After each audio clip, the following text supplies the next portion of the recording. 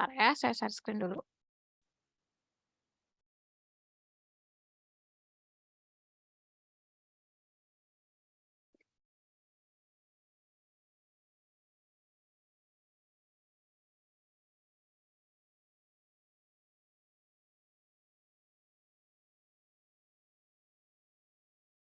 Oke, selanjutnya, nanti kalau misalnya memang ada soal yang materinya tidak kita bahas, itu nanti saya yang akan bahas teman-teman ya, saya nggak akan lempar ke kalian. Dan memang, trikinya soal ini memang soalnya berulang seperti itu, jadi kalian bisa dengan mudah akses soal tahun sebelumnya. Masalahnya adalah ada beberapa soal yang tidak kita bahas materinya, misalnya adalah yang fisiologi-fisiologi ini adalah materi fisiologi sebetulnya, tapi saya pribadi cuman bahas biokimia, sedangkan, Tata rasanya anatomi sama histologi aja, jadi nggak ada yang cover fisiologi dan kalian juga nggak ada PPT-nya gitu sih ya. Tapi nanti kita akan, bertolak dari soal-soal ini, jadi kita akan bahas sepintas tentang fisiologi sesuai dengan yang ditanyakan di soal ya. Yang nomor satu, sekresi asam klorida itu dirangsang oleh hormon apa? Jadi kalau kalian lihat buku fisiologi ini guidean teman-teman ya yang saya screenshot di sini, ini adalah hormon-hormon terkait gastrointestinal. Jadi memang hormon ini bekerja, di GI tract. Ada gastrin, CCK atau cholecystokinin, ada sekretin, GIP dan motilin. Ya mana yang penting Kak Astari, sebetulnya semua penting ya, apalagi kalau misalnya memang kalian dapat materi fisiologi. Berhubung kalian nggak dapat materi fisiologi, entah. Berhubung kalian nggak dapat materi fisiologi, mungkin kalau misalnya kalian kepepet banget, nggak bisa ngapalin semua ya, karena ini hafalan teman-teman. Pelajari yang 1, 2, 3 di atas ya. Gastrin, CCK, sama sekretin itu lumayan sering akan kalian temukan, maksudnya kalian dengar di kemudian hari. Sedangkan tentang GIP sama motilin nggak terlalu seterkenal yang 3 di atas. Jadi tabel ini sebetulnya sudah lengkap sekali. Ada dia menjelaskan stimulus kapan hormon ini akan keluar, siapa yang menjadi stimulus keluarnya hormon-hormon ini, itu yang maksudnya stimuli for secretion. Terus site of secretion, hormon ini disekresi di mana? Seperti itu ya, tempatnya si hormon ini disekresi di mana? Dan aksinya hormon itu seperti apa? Contohnya, kita ambil si gastrin. Gastrin ini akan keluar kalau misalnya ada distensi lambung atau ada protein di saluran cerna ya, protein dalam bentuk apapun itu akan menjadi stimulus dari gastrin. Sedangkan untuk asam ya, kondisi yang asam pada GI tract itu justru akan menginhibisi rilis dari si gastrin. Acid inhibit rilisnya ini dimediasi oleh sistem saraf teman-teman, nggak usah terlalu dipusingin ya. Site of secretion dari gastrin itu adalah di antrum ya. Antrum itu punya sel G. Mungkin kalian lebih pintar daripada saya tentang persel-selan ini karena kan dibahasnya di histologi teman-teman ya. Terus selain di lambung ada di duodenum dan jejunum. Aksinya dari si gastrin ini adalah untuk menstimulasi sekresi dari HCl dan juga untuk membantu perkembangan dari mukosa ke saluran cerna seperti itu. Lalu CCK. Stimulus untuk CCK ini pokoknya satu makanan ya, protein, lemak, dan asam. Kalau si gastrin kan justru diinhibisi sama asam, tapi kalau CCK itu diinduksi, distimulasi oleh asam. Tempat sekresinya itu adalah sel I pada duodenum, terus di jejunum sama ileum. Aksinya dari CCK itu adalah untuk menstimulasi enzim-enzim pankreas, menstimulasi bikarbonat yang dihasilkan oleh pankreas. Nanti kita akan bahas ini sepintas tentang pankreas, teman-teman ya. Lalu dia juga merangsang kontraksi dari gallbladder. Nanti kita akan bahas juga tentang gallbladder. Untuk yang ini nggak usah terlalu dipusingkan ya karena jarang ditanya. Yang perlu kalian hafalkan dari CCK itu adalah dia menstimulasi sekresi dari enzim pankreas, sekresi dari bikarbonat pankreas dan menginduksi kontraksi dari gallbladder, kantong empedu ya. Selanjutnya sekretin ya menjadi stimulus adalah kondisi asam dan juga lemak. disekresi di sel dari duodenum, di jejunum, dan ileum. Si sekretin ini akan menstimulasi sekresi dari pepsin, mensekresi bikarbonat dari pankreas, mensekresi bikarbonat dari sistem biliar. Yang ini nggak usah terlalu yang ini nggak usah terlalu dipusingin ya. Yang growth of Escon pancreas itu nggak usah. Yang ini oke. Inhibit gastric acid secretion. Jadi kalau udah ada sekretin, dia akan menginhibisi. Kalian tahu kan maksudnya menginhibisi ya, di stop sekresi dari asam lambungnya. Oke. GIP motilin nggak usah terlalu dipusingin. Jadi balik lagi, sekresi asam klorida itu dirangsang oleh hormon apa? Kalian perlu menghafalkan tabel ini jadinya ya. Gastric acid secretion itu distimulasi oleh hormon gastrin. Jadi jawabannya ini adalah gastrin. Sedangkan diinhibisi oleh apa? Diinhibisi oleh si sekretin ya, yang ini inhibits gastric acid secretion. Oke, selanjutnya nomor 2, ini bisa kalian jawab ya. Fungsi utama dari TCA cycle. Ada teman-teman.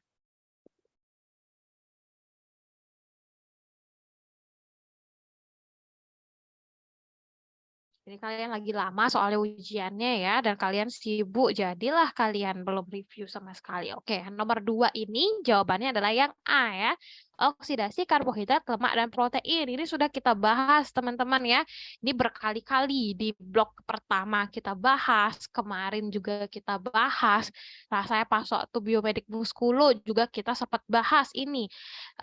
Jadi siklus Krebs ini adalah siklus yang kayak simpang 6 dia teman-teman ya. Kalau di Denpasar tuh dia mirip simpang 6 karena dari banyak penjuru terus mengelilingi putarannya itu, mengelilingi si siklus Krebs ini. Dari metabolisme protein misalnya bisa masuk ke siklus Krebs. Metabolisme glukosa bisa masuk ke siklus Krebs, metabolisme asam lemak juga bisa masuk ke siklus Krebs, seperti itu. Untuk yang glukosa ya sudah pasti kalian tahu kan melalui siklus Krebs dan sebagainya. Habis itu untuk yang protein kan melalui proses yang transaminasi. Nah, untuk yang transaminasi dan gluconeogenesis. Untuk yang lemak nanti kita akan bahas di PPT yang baru ya. Oke, yang ini ya teman-teman ya. Jadi macam-macam tuh yang bisa akan masuk ke siklus Krebs ini ya. Protein bisa, apalagi asam amino. Ingat ya, asam amino itu sifatnya amfibolik, bisa bersifat katabolisme dan anabolisme. Selanjutnya, yang ini gampang nih. Vitamin yang berperan dalam faktor pembekuan darah. Ada yang ingat nggak?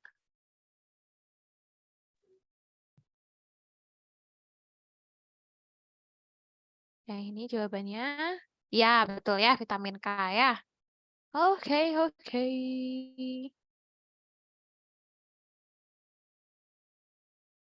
Vitamin K. Vitamin-vitamin saya nggak akan bahas lagi ya. Kalian hafalkan ya tugasnya ya. Nomor 4 berikut ini yang merupakan xenobiotik. Yang kira-kira asing nih, dianggap asing bagi tubuh tuh yang mana teman-teman? Yang E, betul ya. Asetilsalisilat. Ini nama kimianya si aspirin ya. Aspirin itu obat teman-teman.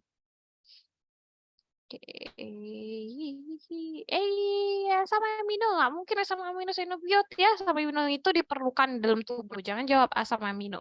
Ya, asetilsalisilat ini jawab ya. Hormon yang merangsang pengeluaran garam empedu. Ingat nggak teman-teman? Yang tadi saya jelasin. B, Kak. Yang B. Oke, mantap. Kalau kalian sempat baca PPT yang tak kirim itu ya teman-teman ya, yang pembahasan sesi soal tahun lalu tuh kalian pasti gampang jawab ini. Persis. Fungsi metabolisme lemak di hepar. Lemak itu diapakan di hepar? Kan kemarin kita udah belajar tuh, semuanya itu masuk ke hepar kan. Itu dari hepar ini ngeluarin apa sih dia? Ya, benar ya, membentuk lipoprotein. Jadi HDL, VLDL, LDL dan sebagainya itu dari hepar keluarnya, teman-teman ya.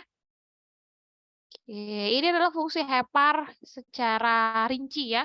Jadi hepar itu macam-macam sebetulnya fungsinya, metabolisme karbohidrat, metabolisme lipid, metabolisme protein, menyimpan vitamin iya, menyimpan zat besi iya, faktor koagulasi dia juga yang buat sekresi obat dan metabolit juga dia. Jadi macam-macam teman-teman ya. Salah satunya ya ini membentuk lipoprotein masuk ke metabolisme lipid ini ya.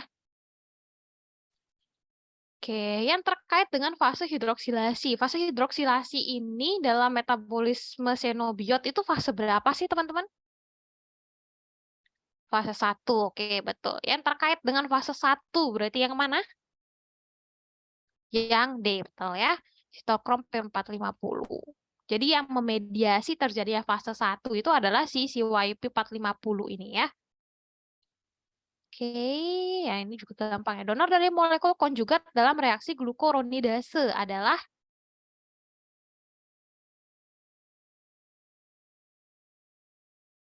yang A, betul ya, glucuronic acid. Oke, yang ini dia ya. Donor glucuronil pada reaksi glucuronidasi adalah UDP glucuronic acid. Vitamin yang berperan dalam transaminasi dan dekarboksilasi. Ada yang ingat ya? Ada yang udah mulai menghafalkan fungsi vitamin? Ya, ini hafalan plek teman-teman ya. Jawabannya adalah vitamin B6, teman-teman. Ya, yang ini ya. Ada sambung. Lucu-lucu sih namanya. Vitamin B6 ya, fungsinya untuk sebagai koenzim untuk transaminasi dan dekarboksilasi. Tialin tidak aktif di pH berapa? Ini sifatnya si enzim ya. Sekresi saliva. Kita bahas dulu sekresi saliva. Ptialin itu kan ada ptialin yang di ptialin itu maksudnya adalah enzim amilase yang ada di saliva. Maksudnya amilase itu kan bukan cuman ada di saliva sebetulnya ya. Sekresi saliva diproduksi oleh kelenjar parotis, submandibularis, dan sublingualis. Kalian udah pasti belajar prosotoanatomi ya. Terdiri dari dua jenis sekret. Jadi si saliva ini dia punya sekret yang sifatnya serosa, ada sekret yang sifatnya mukus. Yang sekret sifatnya mukosa itulah si amilasenya ini. Atau nama lainnya adalah ptialin. Sedangkan sekret yang sifatnya mukus itu nanti akan dalam bentuk mucin. Mucinnya ini sebagai pelumas dan kontak barier di kafum oris. Untuk ptialin itu sebetulnya bukan ptialin aja teman-teman ya, semua enzim dia akan punya pH optimal. Maksudnya pH optimal itu dia punya rentang pH, bukan cuma pH aja, suhu pun juga seperti itu ya. Banyak dia requirement untuk mengaktifasi enzim. Untuk enzim ini bisa bekerja, salah satunya adalah si pH. Misalnya nih kita lihat di grafiknya ini, dia spesifik ya antara enzim itu. Kalian bandingkan si pepsin misalnya sama ptialin kayak gitu beda jauh dia rentang pH-nya. Si ptialin tentang pH-nya itu 4 sampai 9 lah ya, hampir 10. Sedangkan pepsin itu jauh lebih rendah rentang pH-nya. Jadi dari 0 sampai 6. pH optimalnya itu pasti yang puncak-puncaknya ini. Cuman walaupun dia bukan di pH optimal ya, kalau di pH 5 gitu masih lah bisa dia ptialinnya itu bekerja meskipun tidak optimal gitu maksudnya ya. Tapi kalau misalnya pH lingkungannya itu 2, apakah ptialin bisa bekerja? Jelas tidak gitu ya. Apakah pepsin bisa bekerja? Optimal bekerja si pepsin di pH-nya 2 gitu. Jadi beda-beda dia individual banget sifatnya terkait dengan pH ini. Oke, jadi yang ini jawabannya adalah yang 3, teman-teman ya. Ptialin tidak aktif di pH 3 karena benar-benar di luar rentang pH yang dia bisa bekerja gitu. Bukan cuma di luar rentang pH optimal, tapi ya memang nggak akan bisa bekerja. Ptialin itu di pH 3. Oke. Selanjutnya sumber fruktosa. Ini tak bahas juga ya. Ini juga hafalan kelotok teman-teman. Ini jawabannya adalah madu ya. Ini nanti silakan dibaca berarti ya, dibaca dan dihafalkan karena keluar teman-teman. Ya kalau misalnya kalian beruntung angkatannya, jadi dikeluarkan soal yang sama seperti tahun lalu. Tapi kalau misalnya diubah-ubah lagi dikit nanti, misalnya sekarang ditanyanya fruktosa, nanti galaktosa atau manosa gitu misalnya ditanya biar kalian nggak bingung lagi ya. Kan udah dikasih Q, berarti itu yang harus kalian pelajari ya. Oke, nanti silakan dibaca dan dihafalkan berarti source-nya ya, sumbernya. Yang ini sudah saya wanti-wanti pasti akan keluar teman-teman ya. Disakarida itu dipecah menjadi apa saja dan tidak cuma sukrosa saja yang ditanya. Di belakang tuh masih banyak yang ditanya ya. Jadi kalian harus hafalkan. Betul ya, ini jawabannya adalah A, glukosa dan fruktosa ya. Oke. Amonium mempengaruhi sistem kerja otak melalui kayak gimana mekanismenya kemarin, teman-teman. Kemarin udah sempat saya bahas, apa bahayanya kalau amonia itu tidak bisa diekskresikan. Yang C ya, Kak? Yang Yang C? bukan. Yang kemarin tak bilang nih. Nanti kalau misalnya amonianya banyak, dia akan cenderung menjadi ini. Dia mau jadi ini aja. Jadinya si itu nggak ada. Kalau si itu nggak ada, nggak bisa masuk ke siklus Krebs jadinya. Siklus Krebs nggak D, bisa, Kak. nggak dapat yang Yang ya, D. betul yang D ya. Reaksi amonia dengan asam ketoglutarat ya, karena mereka bisa balik-balik ini kan alfa ketoglutarat dan glutamat gitu. Kalau misalnya ada si amonia ini, jadi alfa ketoglutarat ini dia pengen jadi asam amino, juga udah ada amonia. Kalau semua alfa ketoglutarat dia menjadi glutamat, nggak ada alfa ketoglutarat yang akan bisa masuk TCA cycle seperti itu. Jadi kalau alpha ketoglutarat nggak ada sama sekali, ya TCA cycle nggak akan bisa berjalan. TCA cycle nggak bisa berjalan, nggak bisa ada ATP gitu ya. Mampus otaknya nggak ada ATP. Oke, ya ini gampang teman-teman. HDL diproduksi di ya betul di hepar ya. Pokoknya kalau udah HDL, LDL, VLDL gitu-gitu, kalian jawab dah hepar ya. Nggak usah mikir kalau yang itu. Pencernaan karbohidrat secara kimiawi dibantu oleh enzim ini kurang lengkap intinya ya optionnya.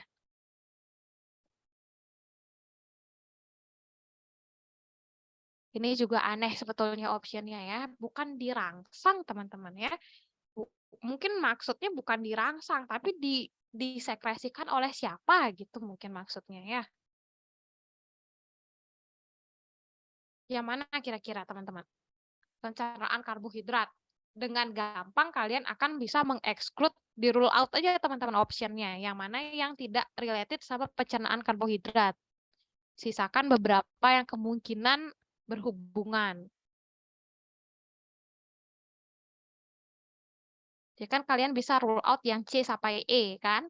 Lipase gitu kan lipid punya, pepsin tuh protein punya. Berarti menyisakan A sama B aja kan. Nah, ini dah yang tak bilang. Maksudnya mungkin maksudnya adalah bukan dirangsang, tapi disekresikan oleh siapa. Betul yang B ya. Tialin disekresi, dihasilkan atau diproduksi oleh kelenjar parotis. Jadi bukan dirangsang gitu ya. Perangsangan tialin itu kalau misalnya ada karbohidrat masuk ke mulut gitu, keluar dah dia gitu ya. Oke. Next. Nah, ini deh kita bahas dulu ya, proses digesti karbohidrat. Jadi amilase yang menjadi enzim pertama untuk mendigesti karbohidrat itu adalah amilase saliva yang tadi dibilang ptialin itu ya. Yang namanya amilase itu pasti dia akan memecah ikatan alfa 14 pada karbohidrat itu ya.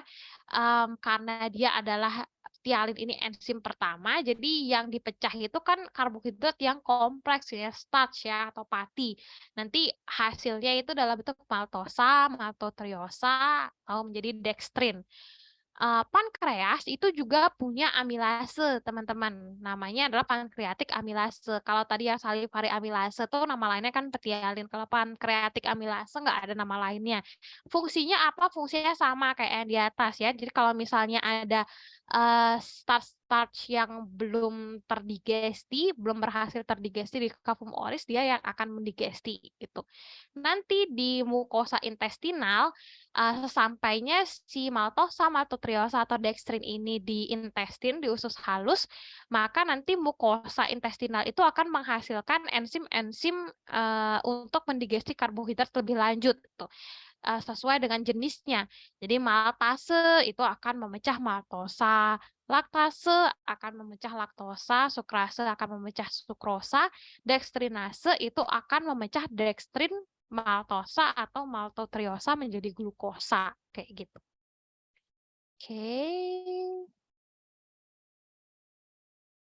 Kayak ini ya teman-teman ya. Dia diproduksi oleh kelenjar parotis bukan dirangsang. Nomor 16. Laktosa akan menjadi siapa? Ya, betul ya, glukosa dan galaktosa. Oh, udah 2 teman-teman keluar di sakarida. Pernyataan yang benar mengenai lemak.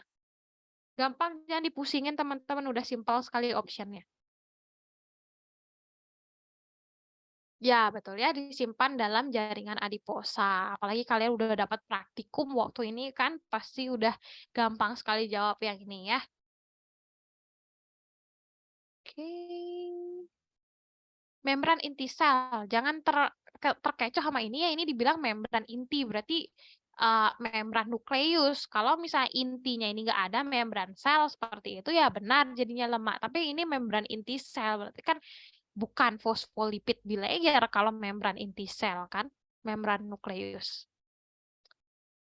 Oke, 18. Adanya distensi akibat makanan, produk-produk protein dan apakah ada ini maksudnya ya? Makanan akan menimbulkan sekresi. Intinya distensi akibat makanan dan produk-produk protein itu akan menimbulkan sekresi apa, teman-teman? Ada yang ingat nggak tadi di tabelnya tadi itu? Betul ya, gastrin ya. Ini distensi protein itu akan menstimulasi si gastrin. Oke, bentuk.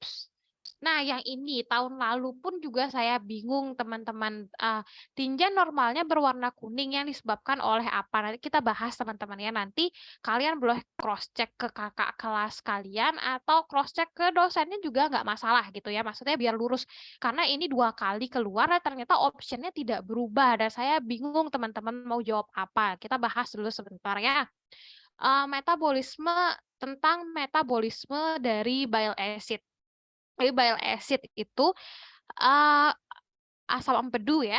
Dia asalnya adalah dari kolesterol.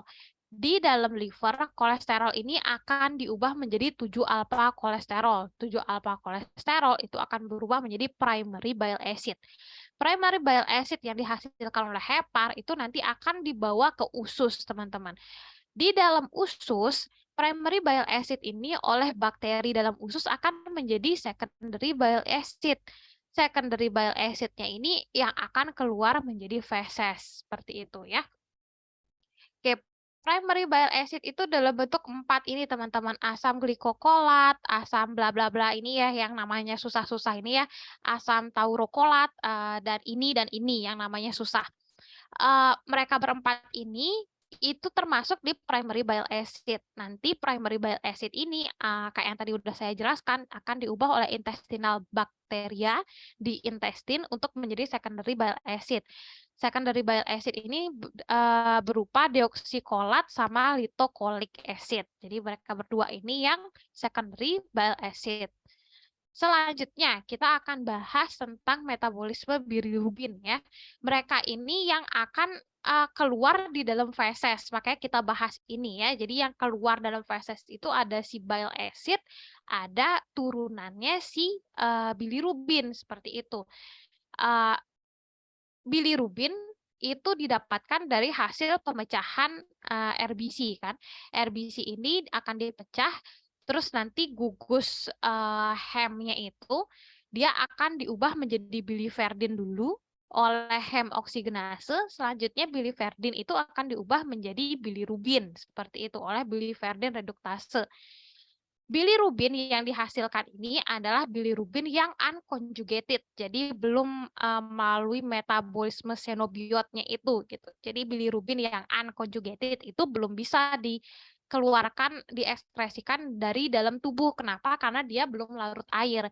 Jadi unconjugated bilirubin ini yang terikat oleh albumin itu akan dibawa oleh albumin ke dalam hepar untuk diubah menjadi yang conjugated bilirubin.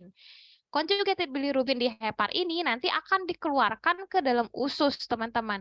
Di usus itu akan diubah menjadi urobilinogen. Urobilinogen sebagian dibawa ke ginjal untuk keluar di urin, untuk mewarnai urin. Sementara sebagian lagi urobilinogen ini akan diubah menjadi urobilin atau sterkobilin di dalam usus dan digunakan untuk mewarnai feses. Seperti itu. Sehingga urin dan feses itu sama-sama ada warna kekuningannya gitu. Jadi pigmen warnanya itu adalah si urobilin ini gitu ya, didapetinnya dari si bilirubin. Sementara bile acid ini tidak memiliki pigmen warna seperti itu. Jadi kalau seperti ini pertanyaannya saya jadi bingung yang mana yang dibilang pigmen warna, sedangkan pigmen warna yang urobilinogen dan turunannya itu tidak ada di sini gitu ya. Jadi nanti boleh kalian tanyakan ke dosennya misalnya pas ketemu pas pleno kayak gitu. Sebetulnya yang mewarnai apa namanya mewarnai feses dan urin itu adalah bile acid yang secondary bile acid yang keluar di feses atau si turunannya urobilinogen kayak gitu. Bilang aja kayak gitu teman-teman. Tapi jangan sampai kentara banget cara nanyanya, terkait sama soal ini gitu ya. Ya ngeles-ngeles dikit lah, misalnya kalian, tembak 2 pertanyaan, salah satunya ini, satunya yang lain lagi yang berkaitan dengan ini gitu kan, jadi nggak terlalu kelihatan kalian tahu soal tahun lalu gitu ya. Jadi hati-hati. Kemarin udah sempat saya cross check juga ke maksudnya saya minta cross check ke kakak kelas kalian, tapi belum ada jawabannya kakak kelas kalian yang tahun lalu gitu. Jadi ya, nanti kalian yang cross check ya. Oke, nomor 20 tak bahas lagi ya. Enzim-enzim pencernaan tergolong ke dalam enzim berikut. Ini jawabannya adalah hidrolase. Klasifikasi enzim ya, kelas enzim itu sebetulnya cuma ada 6 ini teman-teman. Oksidoreduktase, transferase, hidrolase, liase, isomerase, sama ligase. Jadi sebetulnya basic reaksinya itu cuma ini aja dari enzim yang berjuta-juta jenisnya itu. Kalau enzim pencernaan itu semuanya sifatnya adalah hidrolase ya. LD, LDH nggak tahu nih teman LDL mungkin maksudnya ya. LDL kalau LDL maksudnya itu diprosesnya di hepar tentu saja ya. Kemungkinan besar LDL sih maksudnya ya, typo mungkin. Oke, komponen lemak dari fatty liver. Fatty liver itu kalau tak trace di jurnal teman-teman ya, sebetulnya dia ada kandungan kolesterol dan TG-nya. Tapi karena ada statement seperti ini di PPT kakak kelas kalian tahun lalu, itu dibilang fatty liver itu adalah akumulasi TG di liver. Jadi iya, kalian jawabnya TG aja. Ya ini nice to know aja buat kalian ya. Jadi maksudnya nggak sebetulnya ya ada kolesterolnya juga nih. TG and kolesterol kayak gitu ya. Jadi hiperkolesterolemia itu sebetulnya juga merupakan faktor risiko untuk pembentukan fatty liver, bukan cuma hiper TG saja kalau di jurnal. Tapi karena ada statement seperti ini di PPT kalian yang kakak tingkat tahun lalu, terus ada soal kayak gini kan nggak mungkin kalian choose 2 kan, nggak mungkin kalian choose buat kolesterol dan TG, jadi ya udah pilih TG aja. Oke, nomor 2, 3 ini juga hafalan plek teman-teman ya, ada yang sudah mulai menghafalkan contoh asam amino non esensial itu yang mana?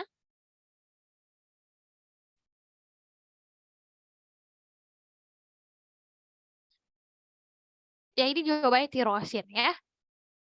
Nanti kalian hafalin lagi ya, asam amino ada yang esensial, ada yang non esensial. Silakan dihafalkan yang mana aja, yang lebih dikit itu yang hafalin. Berarti yang bukan itu ya itu, gitu.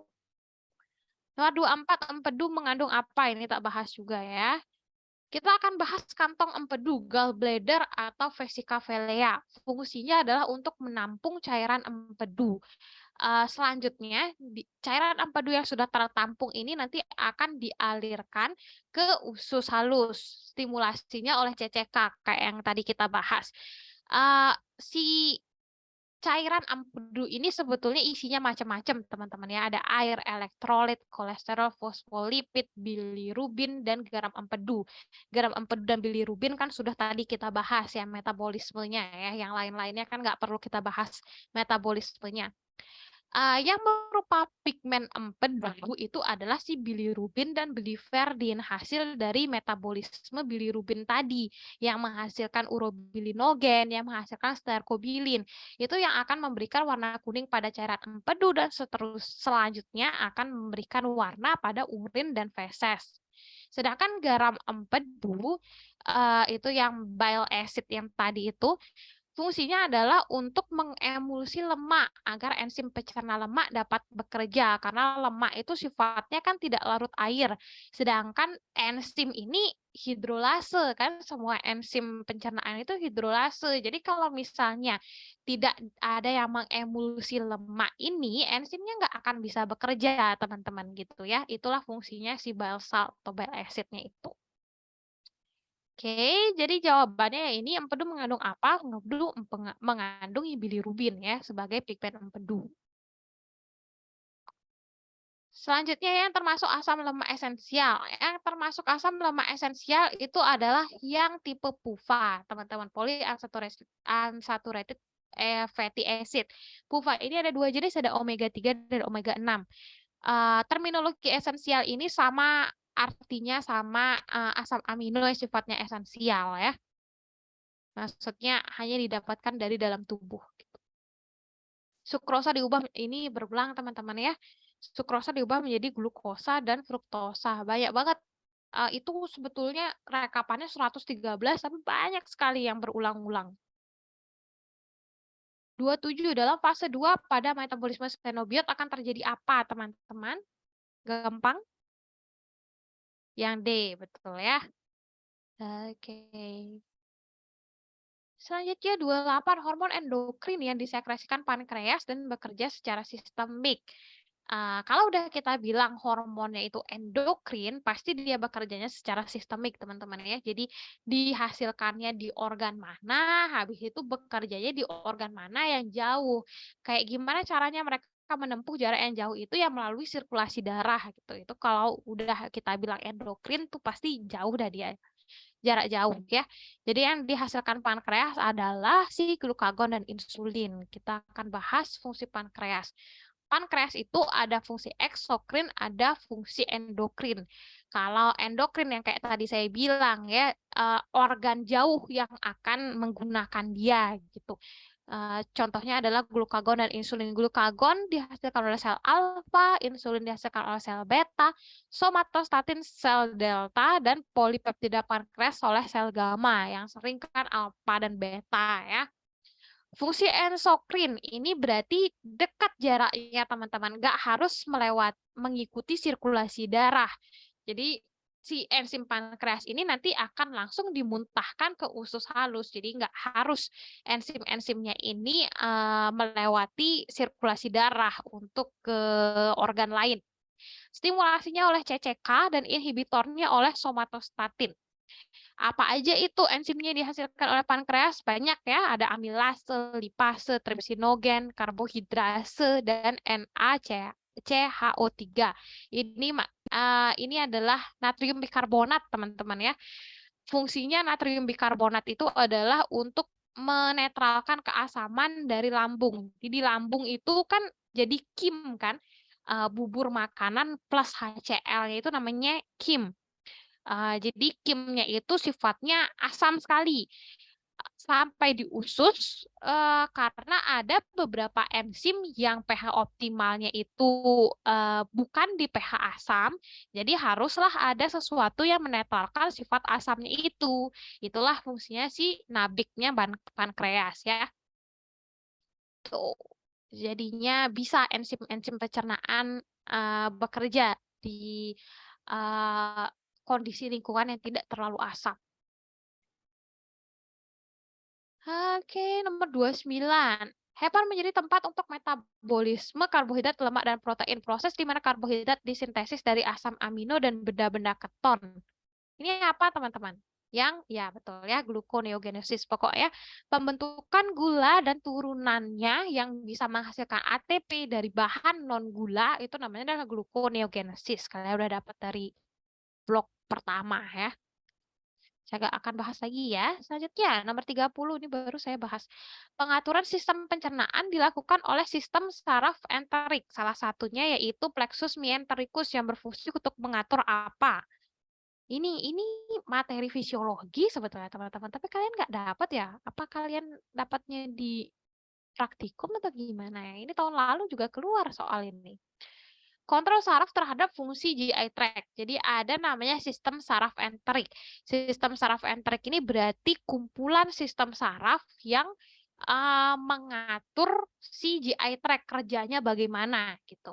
Ada dua teman-teman, plexus mientericus atau plexus Auerbach namanya, dan plexus submucosa, nama lainnya plexus Meissner. Plexus itu maksudnya adalah kumpulan dari saraf-saraf ya. Jadi gabungan saraf menjadi satu tuh plexus namanya.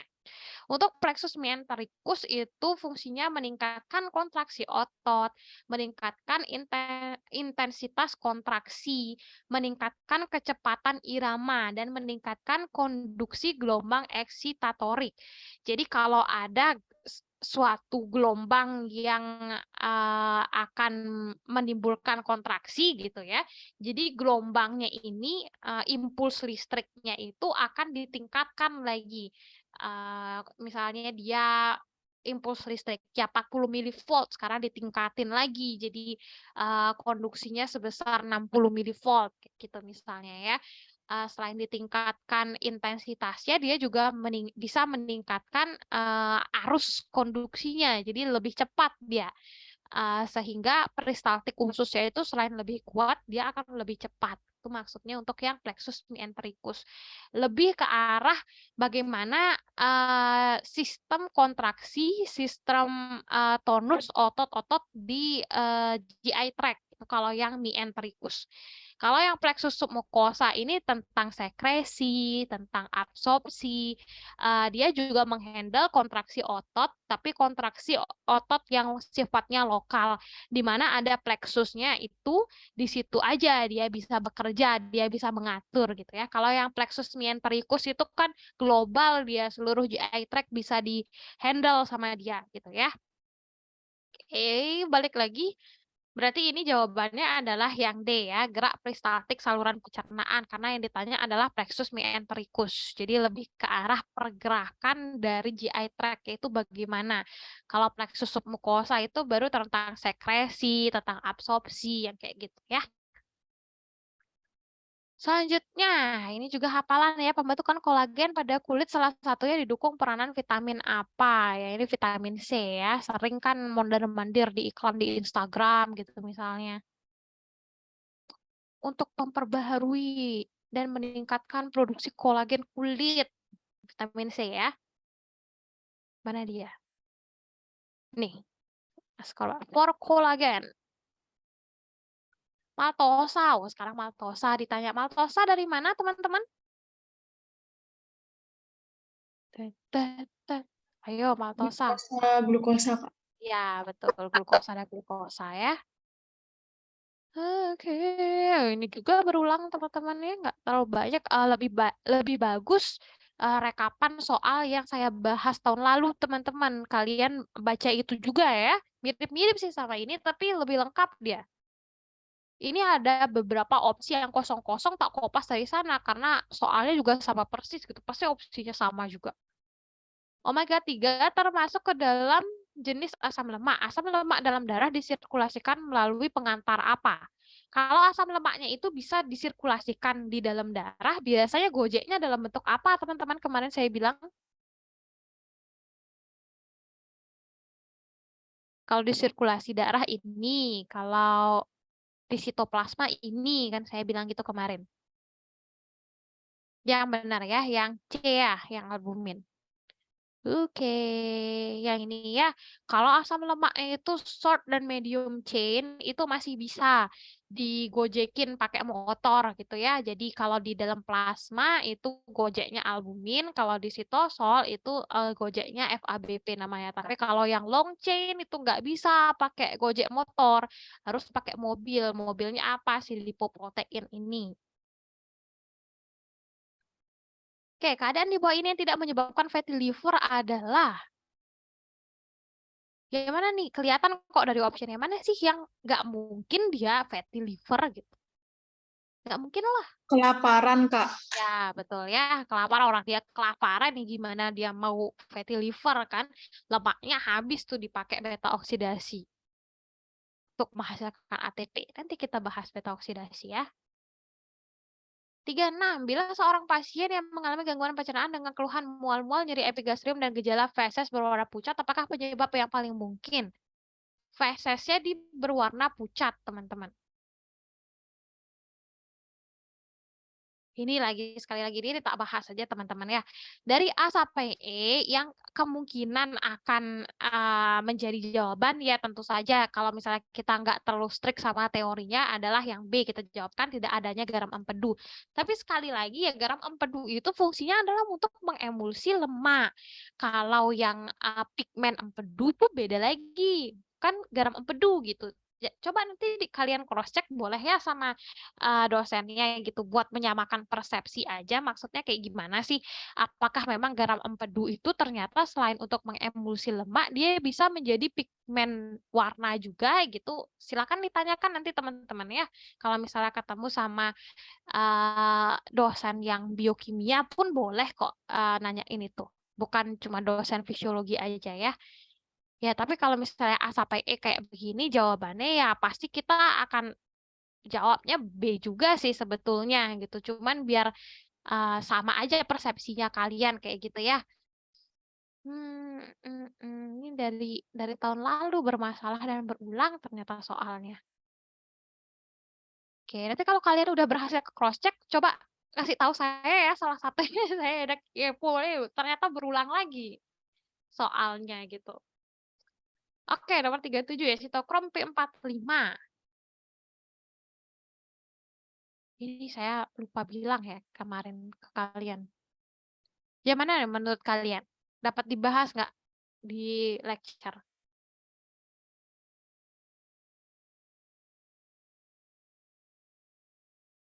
Yang ini jawabannya adalah yang B, banyak ditemukan di RE teman-teman ya. Kemarin saya cuman bilang, di hepar ya, tapi ini udah tak tulis kok, sitokrom P45 itu banyak berada di retikulum endoplasmanya hepar ya. Koenzimnya adalah NADPH, jangan sampai salah klik ini ya, koenzim NADH, NADPH deh. Katalisis reaksi fase 1. Oke. 38. Monosakarida yang tergantung, oh ini tak jelasin juga ya. Monosakarida yang tergolong natrium independent transporter. Ini jawabannya adalah fruktosa, betul ya. Untuk absorpsi karbohidrat, jadi soal itu terkait dengan materi absorpsi karbohidrat. Yang bisa diabsorpsi itu tentu saja yang sudah berupa monosakarida kan gitu ya. Monosakarida itu dia ada yang transporternya pintu gerbang untuk masuk ke fili usus itu ada yang bergantung sama natrium, ada yang tidak bergantung sama natrium. Kalau yang bergantung sama natrium namanya natrium dependent glucose transporter. Kalau yang tidak bergantung sama natrium namanya natrium independent facilitated transport gitu. Yang termasuk di natrium dependent itu adalah galaktosa dan glukosa. Kenapa dibilang seperti itu? Karena galaktosa dan glukosa ini baru bisa lewat pintu gerbang ini kalau ada natrium yang kebetulan masuk gitu. Jadi natriumnya masuk, glukosa sama galaktosa ini baru bisa ikut masuk. Makanya dibilang natrium dependent gitu. Sementara kalau fruktosa itu melewati gerbang yang lain, dia gerbangnya beda sendiri. Gerbang yang natrium independen. Jadi terserah mau ada natrium masuk, mau nggak ada natriumnya masuk, dia bodo amat gitu. Dia bisa-bisa aja lewat. Oh, kamu fruktosa ya udah masuk. Dia kayak gitu ya. Jadi gerbangnya itu khas sendiri. Oke, nanti nanti natriumnya itu dikeluarkan lewat mana gitu. Kayak kan ada natrium yang masuk bersamaan dengan galaktosa dan glukosa. Natrium ini nanti akan dipertukarkan dengan kalium, teman-teman. Natriumnya dikeluarkan dari dalam sel, kaliumnya masuk melalui gerbang yang namanya NAK-ATPase. Oke, terus kalau keluarnya bagaimana? Keluarnya si monosakarida dari dalam enterosit ke sitoplasma ke intestinal lumen itu melalui simple diffusion. Jadi nggak usah pakai gerbang-gerbangan, lewat-lewat aja nggak apa-apa, tuh ya. Jadi jawabannya di sini adalah yang fruktosa. Gerbangnya beda sendiri, tidak tergantung sama natrium. Oke, nomor 29 LDL 200 HDL 50, koltotnya 250. Berarti simpulannya seperti apa? Cut off-nya itu ya seperti ini teman-teman ya. Koltotnya itu lebih dari sama dengan 200, LDL lebih dari sama dengan 100, TG lebih dari sama dengan 150, HDL itu dibedakan pria atau wanita. Jadi nanti silakan disesuaikan saja. Ini kan LDL-nya 200, jadi udah lebih dari 100. Berarti LDL-nya kan tinggi. Kok ini saya jawab? Hahaha. Diulang aja teman-teman ya. LDL-nya kan 200, seharusnya lebih dari sama dengan 100. Cut off-nya lebih dari sama dengan 100, berarti kan udah termasuk tinggi. HDL-nya 50 pada pria, berarti dia HDL-nya masih normal sih. Berarti HDL-nya yang normal ya. HDL-nya normal, LDL-nya tinggi, TG nggak ada data, kolesterol totalnya 250, berarti udah sesuai cut off ya, lebih dari sebagian 200, jadi koltotnya tinggi, LDL-nya tinggi, HDL-nya normal, karena dia laki-laki. Oke, HDL-nya itu dibilang rendah kalau misalnya pria kurang dari 40, wanita kurang dari 50. HDL itu yang jelek kalau dia rendah ya, karena HDL itu adalah kolesterol yang baik. Ingat. Nanti tak revisi ini ya. Oke, 40. Jadwal cek lab berikutnya yang disarankan setelah pasien segera melaksanakan diet. Laki-laki 40 tahun ternyata kolesterolnya tinggi. Biasanya kita lakukan adalah evaluasinya 3 bulan lagi, teman-teman ya. Apalagi kalau misalnya dia udah memulai konsumsi obat statin, itu sama 3 bulan lagi kita akan evaluasi. Tapi kalau misalnya pasiennya itu medical check up, ternyata kolesterolnya oke, itu bisa 1 sampai 5 tahun lagi baru dievaluasi. Kalau misalnya kolesterolnya memang oke ya. Tapi kalau misalnya kayak di kasus kolesterolnya memang tinggi gitu, dia trial perubahan lifestyle dulu, nggak langsung statin gitu. Tergantung sih sebetulnya nanti kalian akan belajar ya pas waktu endokrin mungkin kalian akan belajar kapan di kolesterol yang angkanya berapa, di lipid profile yang bagaimana, kalian akan langsung sarankan untuk konsumsi obat gitu. Jadi nggak semua pasien kita akan bebaskan, dok saya nggak mau minum obat statin, saya mau perubahan gaya hidup aja dulu 3 bulan. Kalau misalnya pasiennya udah dengan penyakit jantung koroner, dengan riwayat stroke kayak gitu, dan kolesterolnya ternyata tinggi, itu pasti kita akan langsung sarankan ke pasien, nggak usah trial 3 bulan dulu, langsung aja minum obat statin, pasti kayak gitu sih. Jadi beda-beda nanti ya. Kalau kayak di kasus ini, 3 bulan lagi.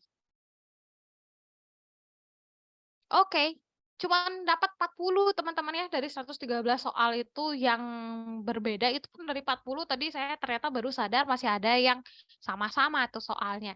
Jadi selain yang ini silakan nanti kalian, lihat-lihat lagi soal yang sesi soal tahun lalu ya, itu lebih lengkap rekapannya soalnya. Nggak tahu memang keluar semua atau gimana, emang nggak keluar semua atau gimana pas tahun lalu tuh? Oke, selanjutnya kita akan bahas tentang yang PPT baru. PPT baru ini kita akan pakai 2 PPT teman-teman ya.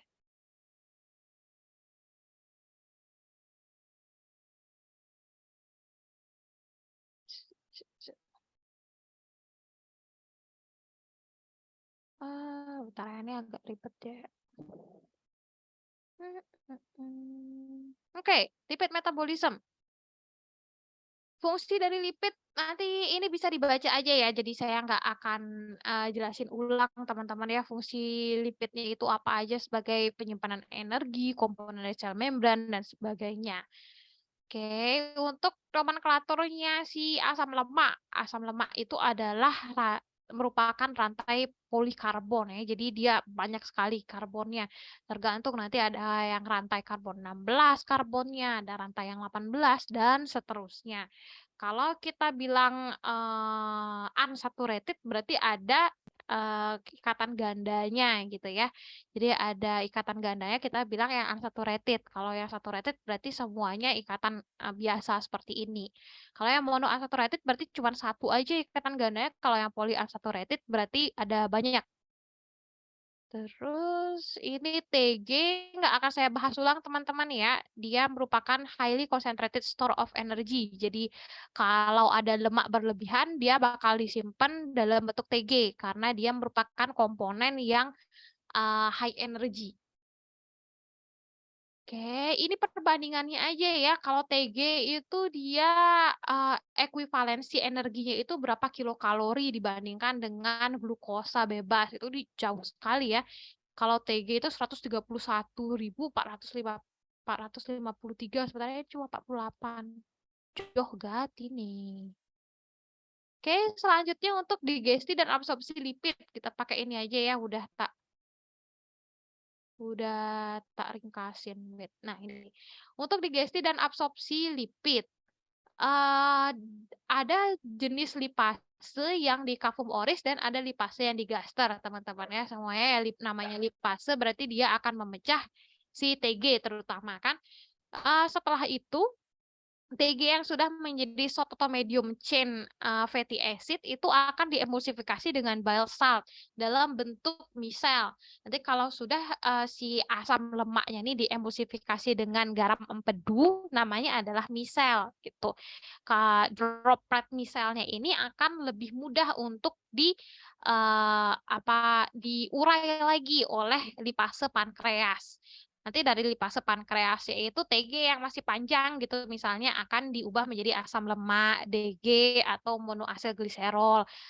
Yang kolesterol akan diubah menjadi yang kolesterol ester dia akan diubah menjadi kolesterol biasa plus asam lemak. Yang fosfolipid itu dipisahkan komponen asam lemak sama komponen lipid yang memang ada kepala fosfatnya kayak gitu. Oke, ini intinya sama aja ya. Jadi si bile salt ini nanti akan mengemulsi si droplet lemaknya ini. Kalau udah diemulsi berarti namanya adalah misel. Kalau sudah dikelilingi sama garam empedu, nanti lipase pankreas ini akan lebih mudah untuk menghancurkan lemaknya karena si garam empedu ini dia akan membuat eh, permukaan dari miselnya itu bisa larut lemak sedikit, jadi enzimnya bisa bekerja. Oke, selanjutnya untuk digestinya sama aja kayak yang tadi teman-teman ya. Jadi triasilgliserol dia akan menjadi monoasilgliserol dulu. Nanti dia akan menjadi diasilgliserol dulu. Nanti diasilgliserol akan berubah menjadi monoasilgliserol seperti itu. Oke.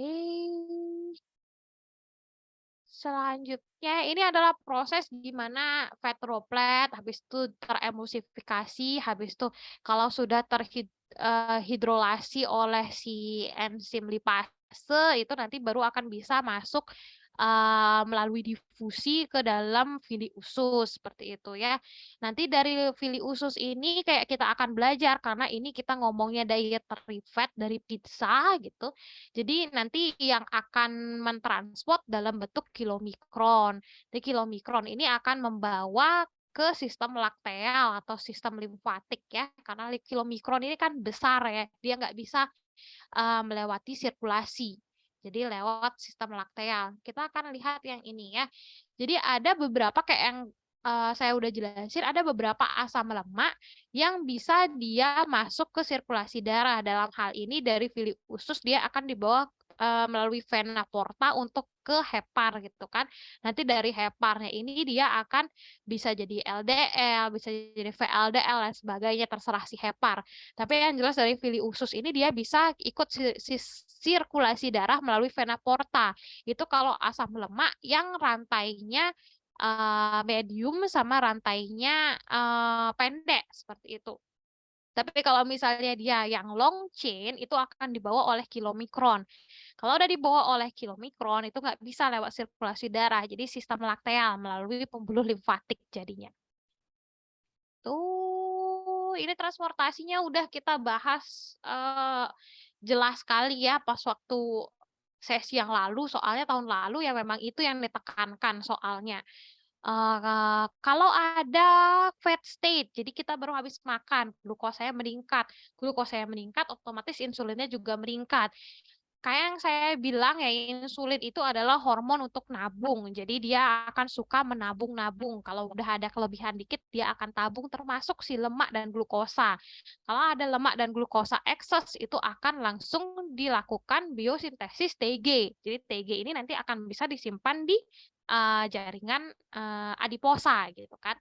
Suatu saat kalau misalnya puasa pasiennya atau kelaparan atau misalnya lagi olahraga aerobik gitu misalnya ya.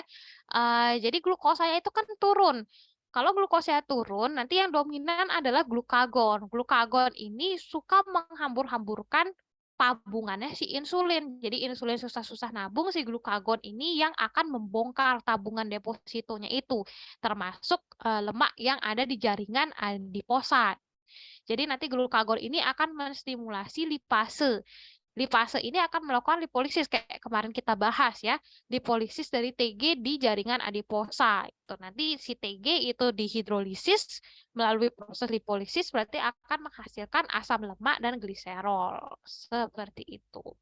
Asam lemak kalau misalnya dia masih rantainya nggak terlalu panjang, dia nggak terlalu berat gitu, bisa digojekin pakai albumin aja, ditransport ke jaringan lain nggak apa-apa, nggak masalah, dia kan bisa disirkulasi darah.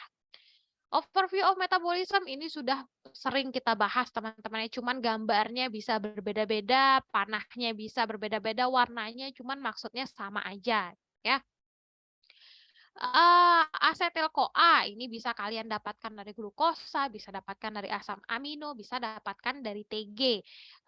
Jadi TG ini bisa dilipolisis menjadi asam lemak. Nanti asam lemak inilah yang akan diaktifasi dan melalui beta oksidasi untuk menghasilkan asetil-CoA. Asam lemak kalau kelebihan itu bisa diesterifikasi namanya melalui proses lipogenesis untuk menjadi TG seperti itu. Asetil-CoA kalau misalnya kebanyakan konsumsi glukosa, asetil-CoA-nya kebanyakan. Asetil-CoA ini juga bisa diubah menjadi asam lemak seperti itu. Nanti hasil dari beta oksidasi itu salah satunya adalah badan keton, teman-teman. Bukan hasilnya sih. Jadi hasil dari beta oksidasi asam lemak itu adalah asetil-CoA. Asetil-CoA yang kebanyakan nggak muat nampung di TCA cycle itu akan diubah sementara menjadi badan keton. Badan keton ini nanti pada saatnya kalau misalnya memang memerlukan asetil-CoA, dia akan bisa dirubah lagi menjadi asetil-CoA untuk masuk ke TCA cycle seperti itu. Asam amino alanin misalnya bisa dia berubah menjadi pirufat. Asam amino lain yang glukogenik itu bisa diubah menjadi asetil-CoA untuk masuk ke TCA cycle. Atau asam aminonya langsung yang transaminasi untuk masuk ke TCA cycle bisa juga.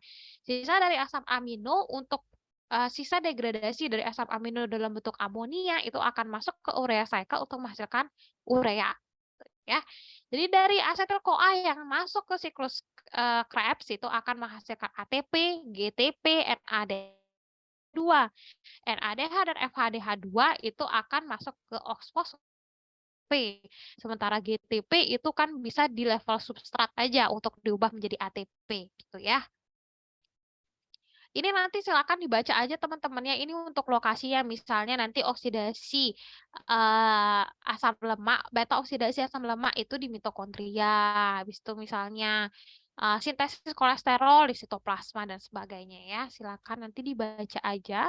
Ini hidrolisisnya udah tadi kita bahas sepintas ya, namanya juga dari triasilgliserol.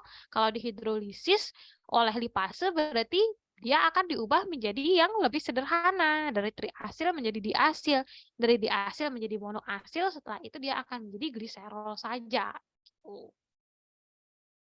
Oke, selanjutnya ini gliserol ke glycolytic pathway. Saya punya PPT-nya, teman-teman.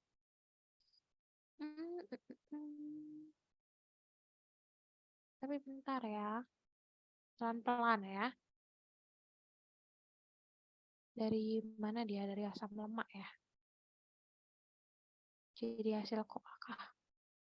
Ini pakai ini aja deh teman-teman. Masih kelihatan ya. Oke, kalau gliserol mau masuk ke glikolisis seperti apa? Kalau asam lemak nanti TG itu dihidrolisis kan menjadi gliserol, bisa menjadi asam lemak atau fatty acid bisa. Gliserol masuk ke glikolisis melalui pathway yang ini. Sedangkan asam lemak nanti masuk ke dalam TCA cycle melalui proses selanjutnya, beda lagi gitu ya. Gliserol itu akan bisa diubah menjadi L-gliserol 3-fosfat oleh gliserol kinase. Iwir-iwir aja, nggak usah dipentingin. Yang penting itu adalah selanjutnya ya. L-gliserol 3-fosfat itu akan diubah menjadi DHAP, dihidroksiaseton fosfat. Apakah kalian terasa familiar mendengar ini, teman-teman? Ini adalah DHAP dan gliserol dehid 3-fosfat ini adalah substrat yang ada di splitting stage glikolisis. Kalian ingat nggak? DHAP itu bisa diubah menjadi gliseraldehid 3-fosfat, teman-teman. Gliseraldehid 3-fosfat juga bisa diubah menjadi DHAP. Tapi cuma salah satunya aja yang bisa melanjutkan ke proses glikolisis, yaitu adalah gliseraldehid 3-fosfat. Yang gitu kemarin saya bilang ya, pas waktu blok pertama. Inilah dia. Gliserol itu dia bisa diubah menjadi DHAP. Sementara DHAP ini bukan merupakan substrat yang bisa melanjutkan glikolisis. Cuman ada enzim yang akan bisa mengubah DHAP ini menjadi gliseraldehid 3-fosfat. Sama seperti case pada waktu kita bahas splitting stage di glikolisis itu. Gitu ya. Sama terjadi di sini juga. Jadi nanti kalau DHAP-nya ini udah diubah menjadi gliseraldehid 3-fosfat, ya akan melanjutkan glikolisis seperti sebagaimana biasanya kalian belajar pas waktu blok pertama gitu ya, untuk menghasilkan pirufat, untuk menghasilkan asetil-CoA yang akan masuk ke TCA cycle. Nggak akan ada bedanya. Oke, selanjutnya kita akan bahas untuk yang beta oksidasi. Nah, sekarang asam lemaknya itu kayak gimana untuk menghasilkan ATP. Asam lemak itu bisa menghasilkan ATP melalui proses yang namanya beta oksidasi. Tapi mengalami beta oksidasi, sebelum mengalami beta oksidasi, asam lemak itu akan ada beberapa prosesnya dulu. Pertama, asam lemak itu diaktifasi dulu. Setelah diaktifasi, asam lemak itu harus ditransport dari sitosol ke dalam mitokondria gitu ya. Harus di dalam matriks mitokondria prosesnya itu gitu. Masalahnya adalah membran mitokondria itu sangat selektif, teman-teman. Jadi harus ada mekanisme spesifik yang akan bisa mentransfer si asam lemak yang sudah diaktifasi ini untuk masuk ke dalam mitokondria. Itu yang akan kita bahas nanti ya. Setelah sudah berhasil ditransport ke dalam mitokondria, baru akan terjadi beta oksidasi.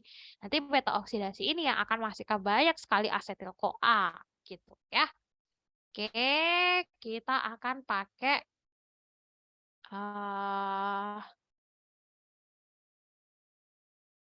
yang PPT ini.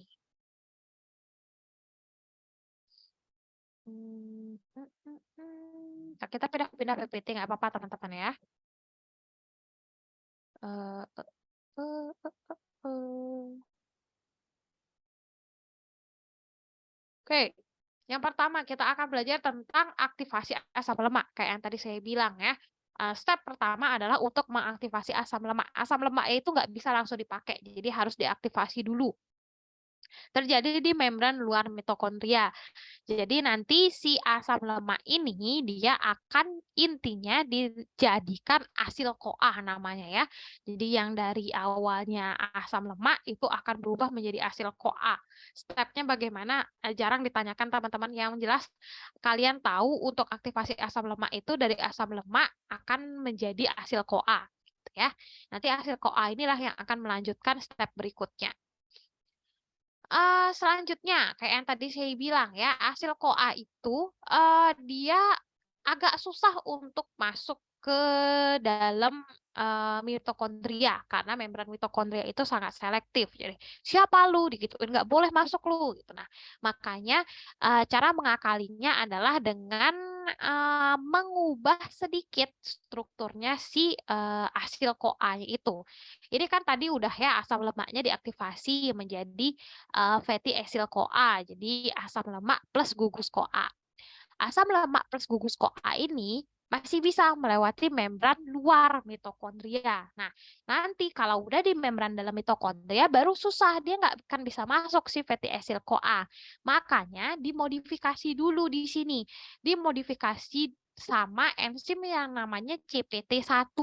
CPT itu carnitin palmitoyl transferase ya. Jadi oleh si CPT1, fatty acyl CoA-nya ini gugus CoA-nya akan dipertukarkan dengan carnitin namanya teman-teman.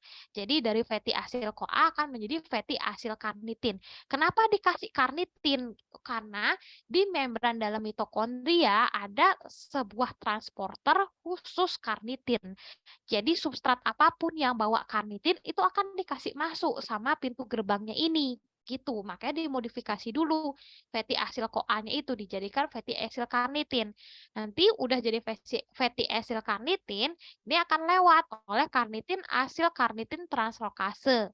Jadi masuk, bisalah dia ke dalam matriks mitokondria melalui menembus membran mitokondria dalam, gitu kan?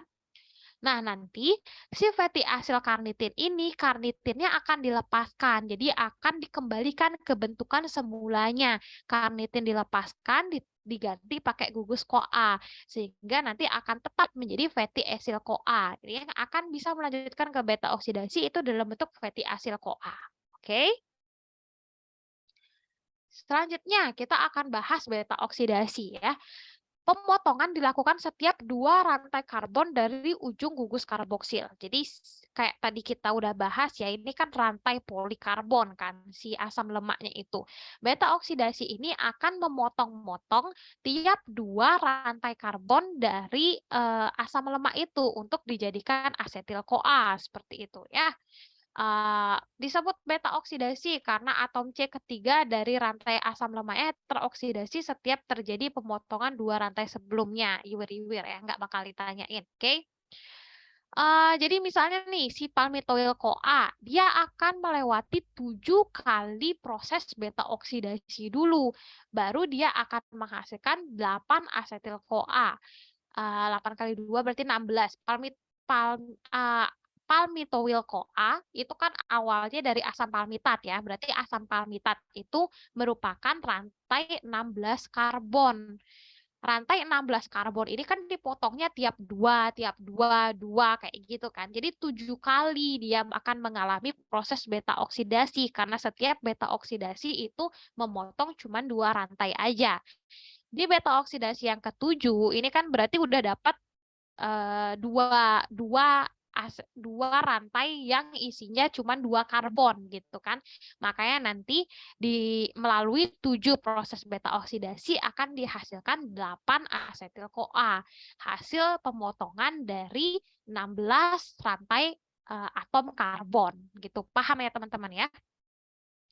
Setiap beta oksidasi itu akan menghasilkan satu NADH dan satu FADH2. Jadi hitungannya akan banyak sekali teman-teman. Misalnya nih, nanti jangan dipakai patokan kalau toh ini ya. Kalau ini kan kita bahas kalau case-nya asam palmitat. Nanti kalau misalnya asam lemaknya jenis lain yang rantai karbonnya bukan 16, berarti bukan 7 NADH, bukan 7 FADH2, bukan 8 asetil-CoA. Jadi kalian nanti hitung lagi berapa kali dia mengalami beta oksidasi, berapa dia akan dapat asetil-CoA seperti itu ya. Kalau misalnya pakai si asam palmitat, berarti nanti dapatnya 7 NADH, 7 FADH2, 8 asetil-CoA. 7 FADH2 sama 7 NADH ini kan masuk ke OXPHOS untuk menghasilkan ATP.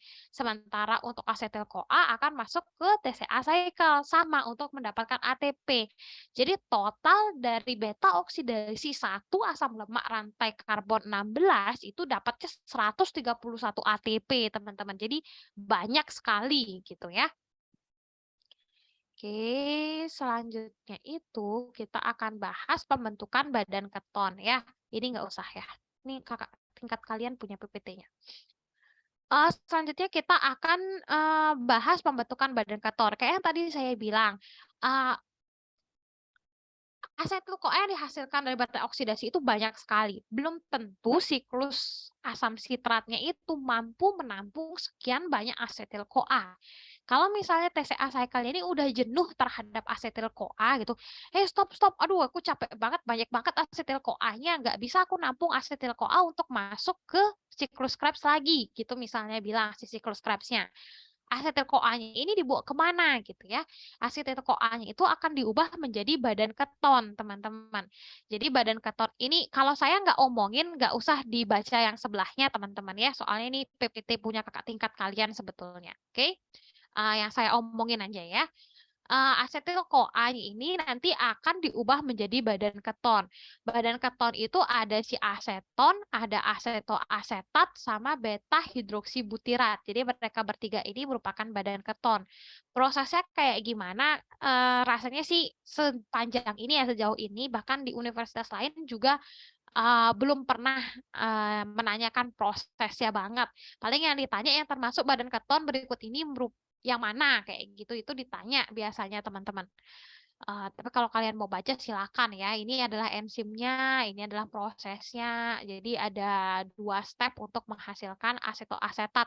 Nanti asetoasetat ini akan di-split menjadi 2 badan keton yang lain oleh enzim ini gitu ya.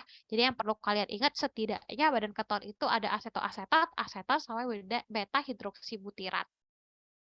Nanti suatu ketika kalau siklus siklus Krebsnya ini udah bisa menampung asetil-CoA. Gue udah slow nih, ternyata banyak nih demand ATP-nya. Lu punya badan keton nggak? Yuk badan ketonnya kita ubah aja juga jadi energi kayak gitu kan.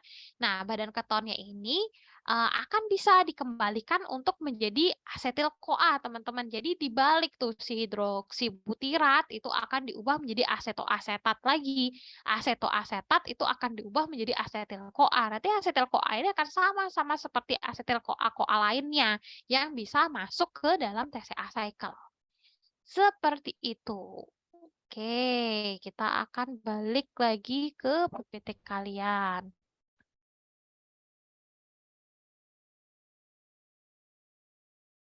Oke, yang ini nggak usah dibaca teman-teman ya. Saya jujur aja pusing kalau lihat reaksi kimia kayak gini. Mending gambar-gambar seperti itu lebih gampang ya.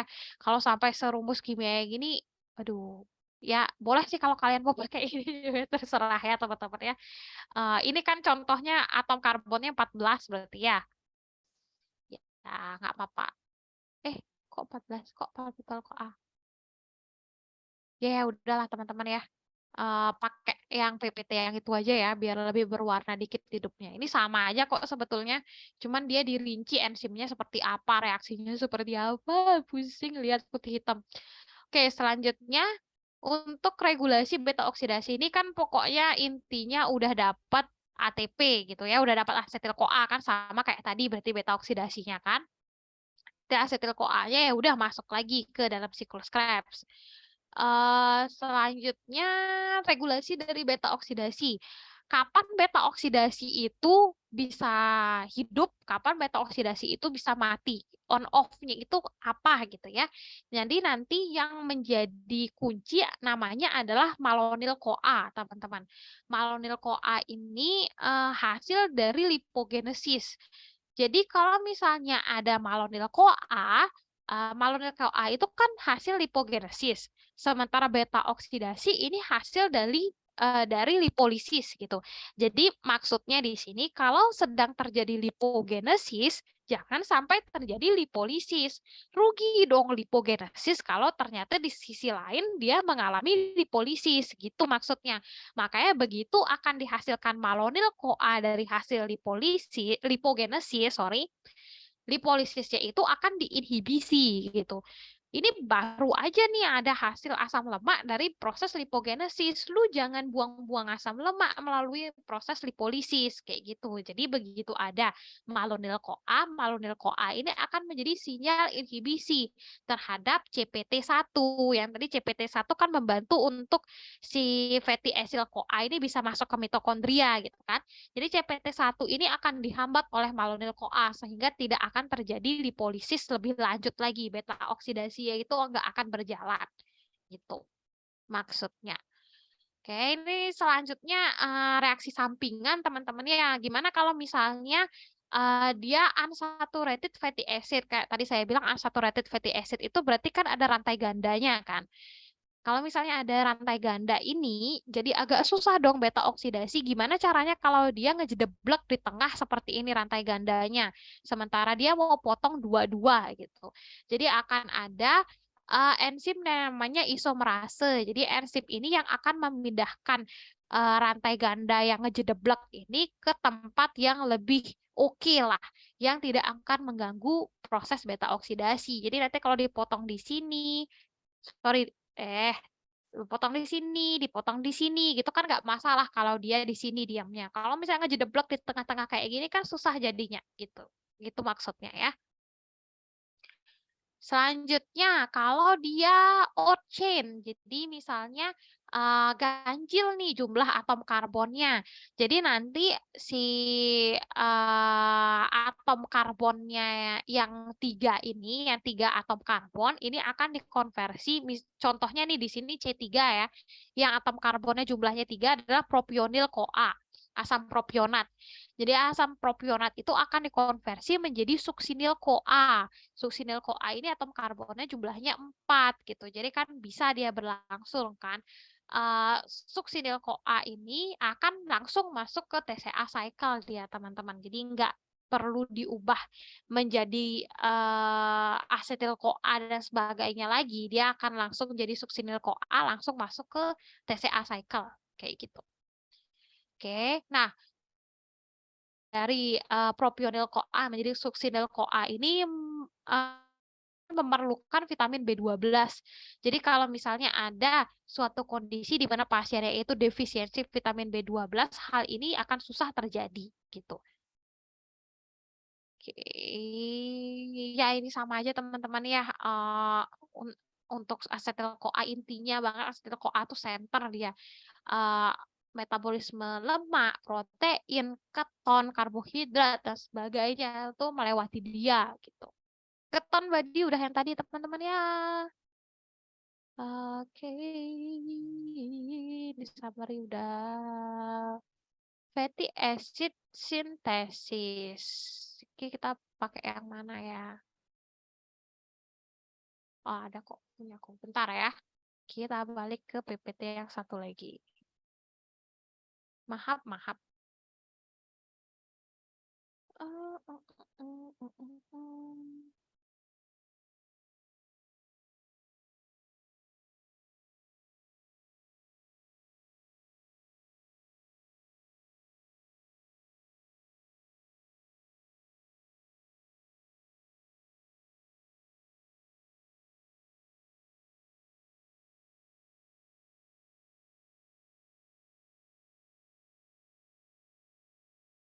Oke, kita ke lipogenesis ya.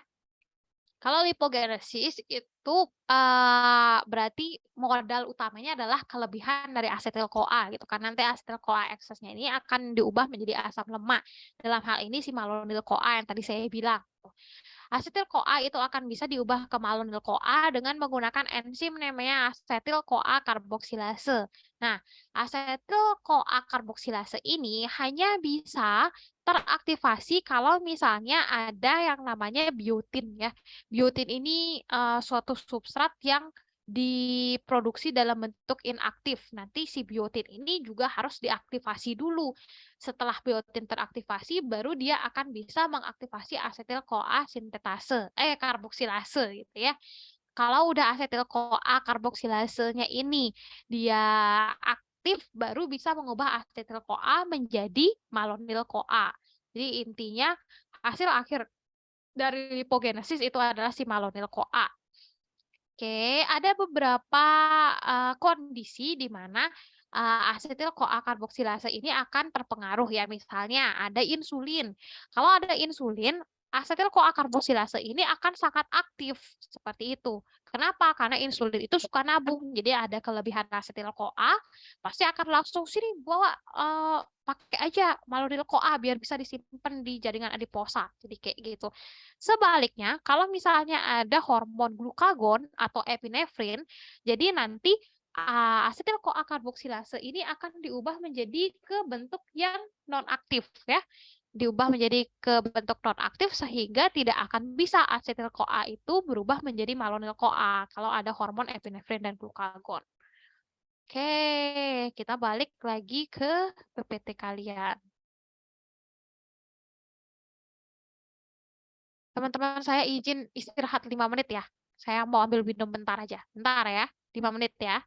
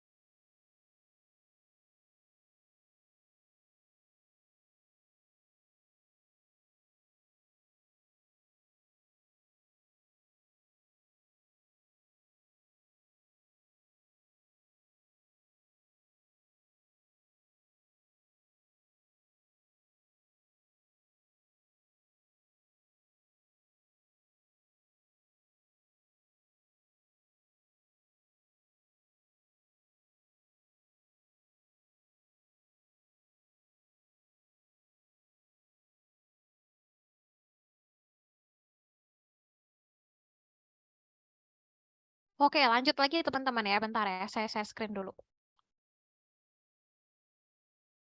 Oke, selanjutnya kita akan bahas tentang sitrat satel. Saya nggak akan terlalu bahas banyak tentang sitrat satel ya teman-teman.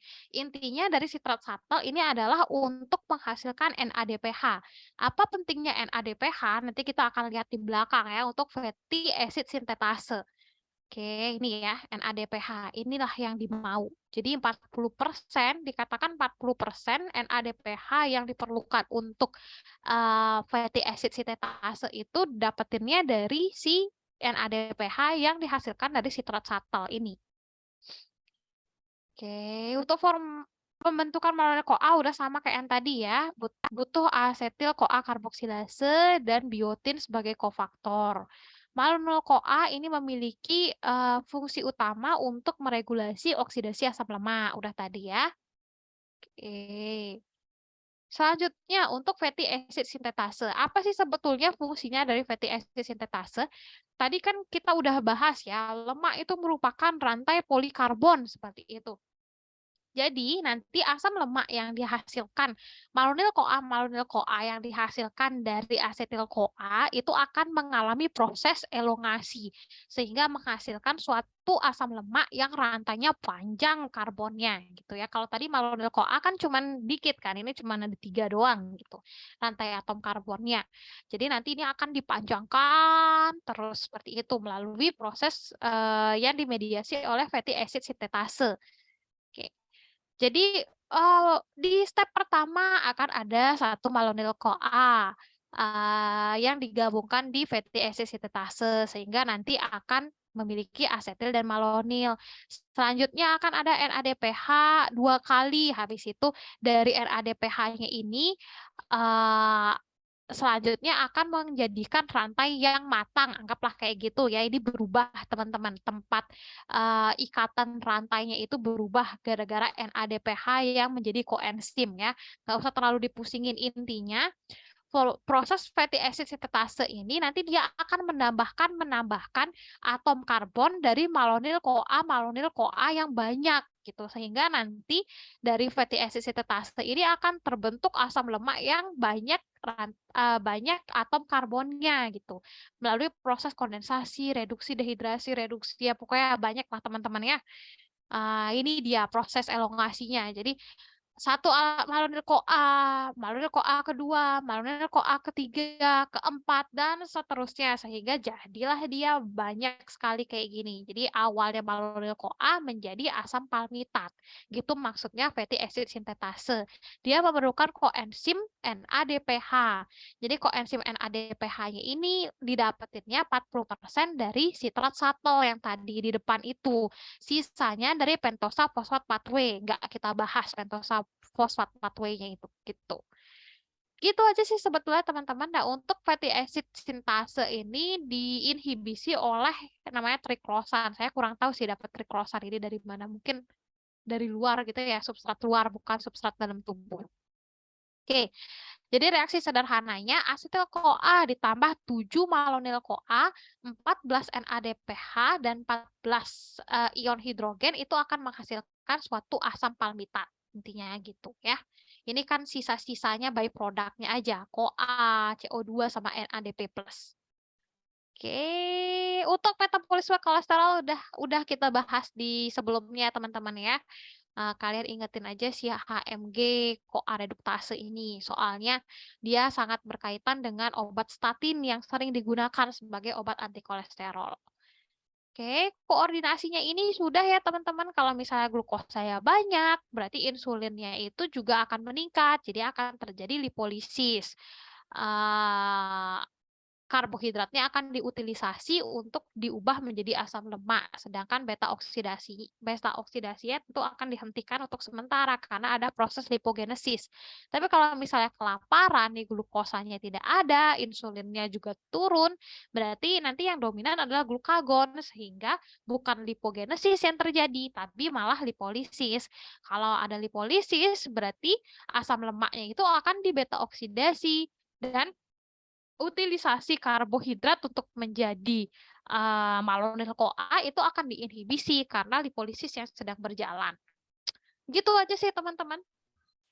Astari mau tanya, Ya, waktu kita feeding atau makan itu bukannya lipogenesis Kak ya? iya, lipolisisnya turun. Lipogenesis dia. Maksudnya itu lipolisisnya turun gitu Kak ya? Oh, Lipolisisnya oke, oke. turun. Ya, lipogenesis dia kalau feeding. Oke Kak. Mm-mm. Ada lagi yang masih dibingungin kira-kira?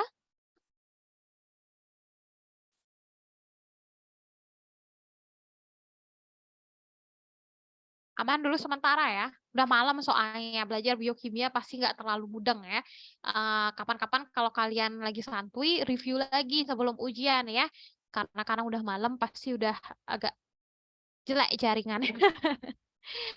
Oke lah teman-teman, nanti kapanpun kalian ada masalah silakan di PC atau di grup nggak apa-apa ya. Kalau misalnya saya nggak bales PC kayak Feby itu langsung aja chat aja lagi Kak Astari ini gimana ya gitu biar naik lagi chatnya. Soalnya kalau udah di bawah tuh saya nggak bakal scroll sampai bawah lagi.